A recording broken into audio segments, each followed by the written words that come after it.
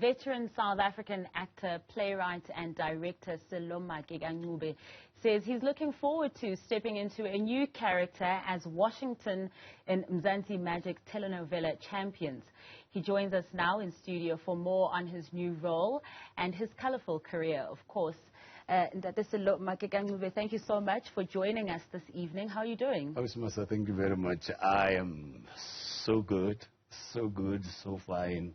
Today was a beautiful day. I think I had some cathartic moment, you know, and like a huge load which was on my shoulders was lifted off. That's what we want to hear. You know, when I think about, I heard about this new character, Washington. Yes. But I know for you, when you take on a role, you do it so well that many of us end up referring to you as that character for years and years to come. You know, we can think about your role on Skeem Sam, we can think about your role on The River, and of course, the thespian that you are as well. You know, I also think of Sipho in Nothing But the Truth. Yes. And who can forget Achimoroka? Achimoroka. Of course.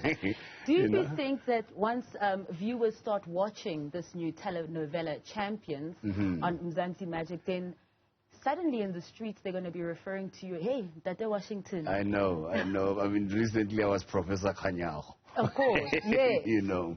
But yeah, I think, it just goes with the territory. I mean, to a lot of people, Sello Maake KaNcube doesn't exist. It's Achimoroka. Or for those minority, scandal was the thing, it's Daniel Nyati.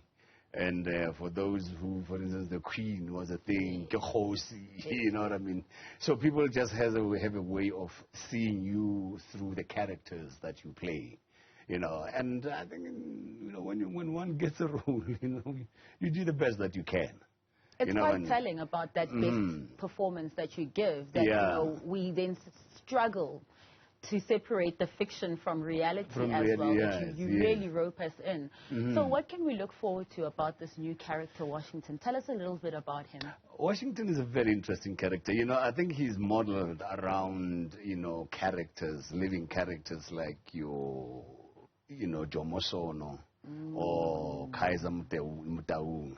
I mean, he was a former player, and when, his football career ended, then he decided to form a club, and, but, he has, I mean, as you know, footballers have stories, and during his time, I mean, he was a player on and off the field.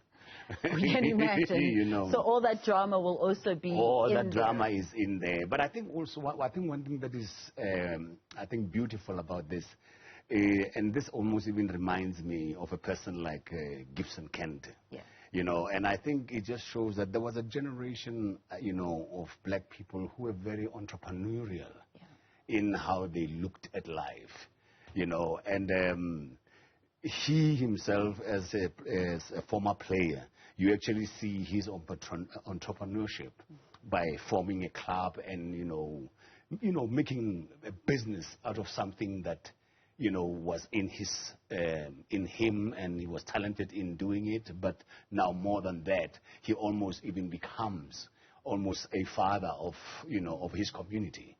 And it also reminds me of, I remember as we were growing up, especially in the 70s, there used to be, Abu Baba, they would actually form clubs.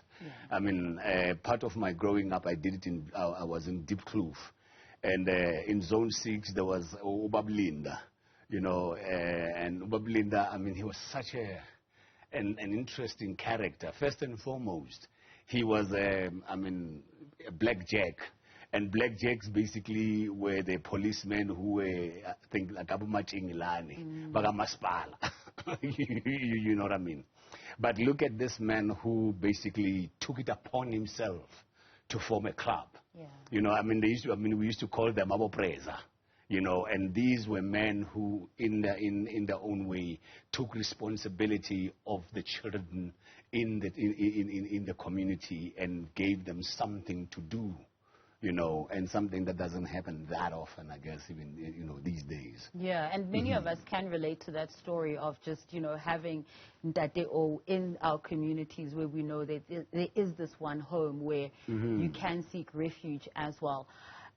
Is Washington's story one of those stories, and how much can we liken it to the likes of the Jomo Sonos and stuff? So when we are seeing this drama unfold, can we link it to some? I'm sure that, you know, there would be, you know, those kind of linkages, you know, but I mean, somehow, you know, with the television or with stories, we always take artistic license and, you know, spice it up a bit there. But, you know, it has taken, I think, like, that's why I say it is more inspired by players who were, I mean, owners who were former players. Yeah. And then who later on, you know, become the chairperson, you know, and they, you know, take charge, and then now the family gets involved. Now you can start thinking, which family do we know? You know. But yeah, I mean, it is set around and inspired by, you know, I mean, as they say, you know, fiction comes out of fact. Yeah. Now, it's quite a star-studded cast. Your wife will be played by the famous and very talented Christopher as well. It is, I mean, Dumisho Masha is also part of the cast as well. Lots to look forward to. And Joe. Oh, absolutely. Just the list is endless. She's my daughter, you know. So, with the star-studded cast that you have as well, what is the environment like when you are filming on set? You know what? One thing that I find I'm experiencing is, you know, when I started with Generations, I was way more to mission many of the younger actors were, you know. And for instance, the gentleman who played my father, Tate David Pedro, he was the eldest in the cast. So now I find myself in a situation where I'm the senior citizen. You've come full circle. You know what I mean? And which is beautiful, and also experiencing, you know, like a new energy. And also, you know, just interacting, you know, even also having intergenerational conversations around issues. You know, and I think for me that is the beauty of it all. Even though, I mean, it doesn't happen much, especially in other spaces, because intergenerational conversations needs to happen in a very big way. You know, so that even the history of where we're coming from, and we come from a very, I think, disjointed and affected history. You know, I mean, when you look at it now, I mean, you look above me, those who were my predecessors. You know, I mean, the one person that one can remark that he's still in the space, it's Dr. John Kane. Yes. But how many Dr. John Kanes are there, and in a country of how many millions?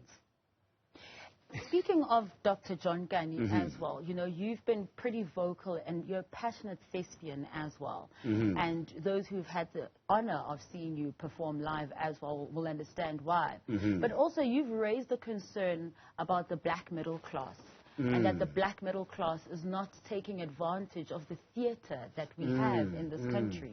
And I mean, as much as we would like to say, you know, it should be theater for the people, I mean, theater is a highbrow space. And I think it has to do, and people who can support it more, I mean, would be the black middle class. They are the ones who, in some way, would have a disposable income. And also, you know, and for me is that it's like we actually have failed in actually even maybe making sure that we attract them. You know, and I think somewhere, somehow, we tended to be, you know, we went too ghetto. And somehow when black people take over things, we want to go ghetto. And I don't know why we do that. You know what I mean? If a person takes over a space, in order to appeal to black people, you know, but in the theater, you don't need that. You know what I mean?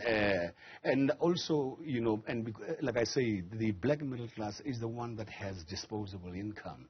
And it is the ones that would have, I mean, that space would appeal to them because it is extremely, you know, in certain ways, highly intellectual. You know what I mean? And well, unless you do plays like, for instance, I once did a tribute to Lebo Mathosa. I mean, that is a story that will, everybody would relate on different levels. But if I'm going to be doing a doll's house,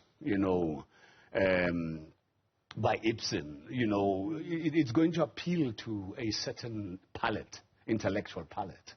But don't you think that certain intellectual palette, particularly amongst the black middle class, is also growing? Yes, these are tough economic times, but what we do know is that that black middle class pool is growing.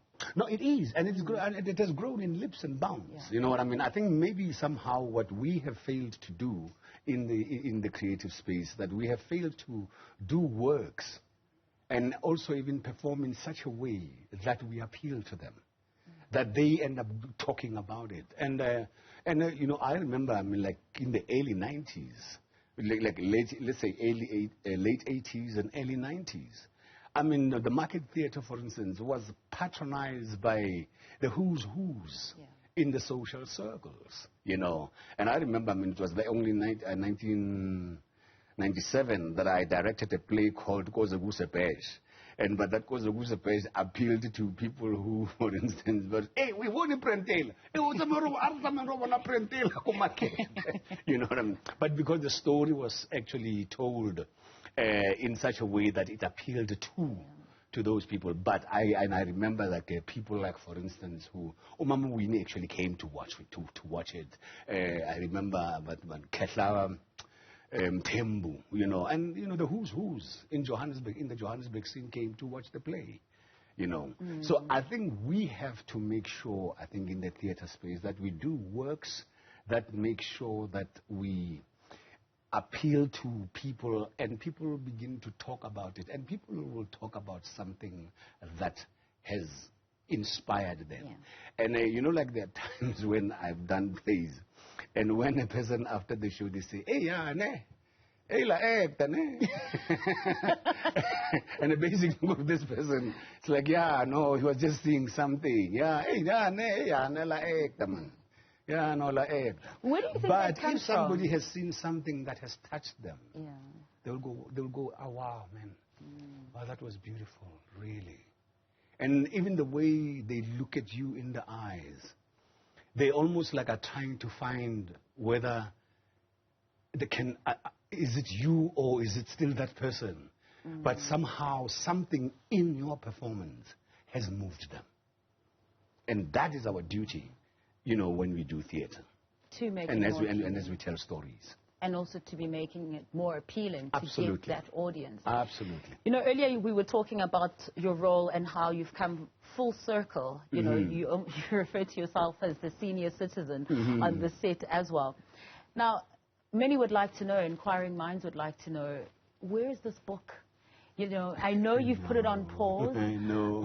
And you've got a lot of projects going on as well. Yeah. But there is a thirst, there's an appetite for this book to talk about your experience, because you've managed to do what many people can't do. You just referred to Dr. John Kani now as well. And that is maintain longevity in this industry. It's coming, but actually at the moment I've decided there's a book that I've always wanted to write, but it's a book that pertains to masculinity. You know what I mean? Issues of masculinity affected me as far back as I can remember, from 1984. You know what I mean? And to an extent that I think 14 years later, what I ended up doing, I workshopped a play with some young men from Alexander who were part of an organization called ADAPT. And I learned about them wanting to do a play, and when I heard of that, I said, hey, I've been wanting to interrogate this subject. And I met with the guys, and they said, well, we want to do a play to show that we have changed. And my question to them was, changed from what? So we started interrogating where we're coming from and how we end up being in the space where we become abusive and all that. I mean, that play, it was performed for the first time in 1998. but it's still even relevant now. Yeah. And at that time, I called it a play that dealt with domestic violence from a male perspective. But what was the content in that play was toxic masculinity. So, you know, I dealt with that in 1998. And you know. What do you make of the fact that, take that play, fast forward it now, it still is relevant? It is still, it is still. And issues, I think, between, I think, couples and relationship are very, very, and I don't think we deal with them in such a way that we want to actually understand, you know. And certain things, you know, are either primal, but other things, it's actually nurture. But also we've got historical impact on it, of it. Because when you look at how colonialism happened, and how, for instance, you know, with the discovery of diamonds and the discovery of gold, and how the colonizers made black men to leave their homesteads to go and dig gold and diamond in the mines and living their families. This whole, I think, approach, way of living families and not looking after children started from there. And prior to that, you know, black people were living in homesteads and with a very well-knit social construct, you know. So it's all those things. And yeah, and we need to have really serious conversations around those issues. So the book that I'm going to be writing is going to be called Diamond Man. And I love the image of diamond, because diamond, you know, it's prismatic. You know, where you turn, it catches light. And it is formed under pressure. So for me, manhood is grace under pressure. Grace under pressure. I love that. And speaking of this kind of toxic masculinity as well, taking a look at our society today, you know, earlier we were talking about the importance of intergenerational conversations. And when we look at the legacy of colonialism and apartheid and what it's done, particularly to the black family, what you were describing now as well, and how now there's this culture that has continued. From your engagements, you know, with young men as well, are you finding that through the arts, through something like a play, that shift does actually start to happen? And does it lead to tangible changed behavior? Look, I mean, I think, you know, character is not formed in a day. You know what I mean? Somehow a person would be affected on that day. But it takes consistency to actually, you know, form, you know, your character. And character is defined by actions, you know. And somehow a person has got to be hit, I think, by their conscience so hard, you know. And it's like, for instance, when you realize that you have, I think, most of the time given or allowed yourself to be swayed by things, but the day you decide to say, no, this is it, I'm done now, and you start acting out, you know, a different you, that now begin, and you begin to shape yourself in how you want to be different from the person that you are. And it is in, again, for instance, even a serial killer. For a person to become a serial killer, he's got to do it again and again and again and again. And that's what it is. Character is formed by the repetition of actions. Before I let you go, I mean, of course, we are also talking about your new telenovela on Mzansi Magic. Before you go, just tell us when we can catch it, what time, and the channel. It's on 161 Mzansi Magic, and we play at 7 o'clock. Weekdays? Weekdays, Monday to Friday. So should I start practicing that Washington? Hey, Washington with this. You know, in fact, now this reminds me of, there was a guy called Philip. He was the best floor working manager that you can ever come across. And Nale and I, we used to, he used to call me Sello washing Nube. Or Sello Denzel washing Nube. And I used to call him, hey, Philip Snipe Shweu. And may his soul is rest in peace. Yeah, every time I think when I hear Washington being called, his image always comes to me. He manifested the role for you. Well, he must manifest the name Washington. And at that time, there was a time when I used to be compared with the South African Denzel. You know what I mean? But hey, I don't know now. Well, you truly are a legend indeed, No, and we really appreciate you joining us this evening on your Friday night. Thank you. And spending time with us. We will be watching Champions on Mzansi Magic, that's for sure. Thank you very much, man.